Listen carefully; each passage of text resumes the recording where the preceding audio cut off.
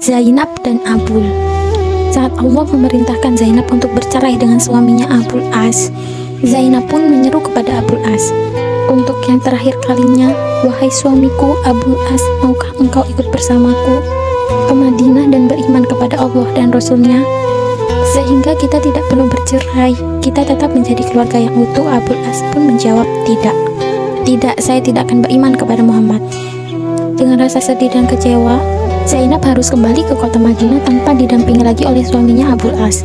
Sesampainya di kota Madinah, Zainab dilamar banyak lelaki selama 6 tahun berturut-turut. Namun semua lamaran itu ditolak secara halus oleh Zainab.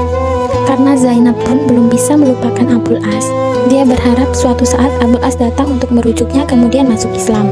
Sampai suatu hari, Abul As bersama rombongannya berangkat ke Syam untuk berdagang.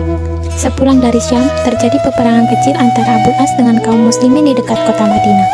Saat itu, Abul As kalah dan lari ke kota Madinah untuk meminta perlindungan kepada Zainab. Abul As bertanya ke setiap orang, "Di manakah rumah Zainab?" Ketika dia menemukan rumah Zainab, di waktu subuh, dia datang menutup pintu rumahnya. Seketika pintu dibuka, Zainab berkata, "Wahai Abul As, apakah engkau ingin masuk Islam dan ingin kembali rujuk denganku?" Kata Abul As, "Tidak wahai Zainab, aku hanya meminta perlindungan kepadamu, seandainya engkau masih menganggapku sepupu dan ayah dari anak-anakmu." Setelah sholat subuh, Zainab berdiri di antara para sahabat kemudian berkata, "Wahai kaum muslimin, aku minta perlindungan untuk Abul As." Nabi pun berangkat ke rumah Zainab untuk bertemu dengan Abul As. Rasulullah berbicara kepada Abul As, "Wahai Abul As, aku akan kembalikan kepadamu hartamu dan engkau adalah orang yang bebas," ucap Nabi. Dan ketika Abul As dibebaskan oleh Nabi, barulah Abul As merasa tenang. Dia pulang ke Mekah untuk menyelesaikan urusannya, kemudian kembali lagi ke Madinah.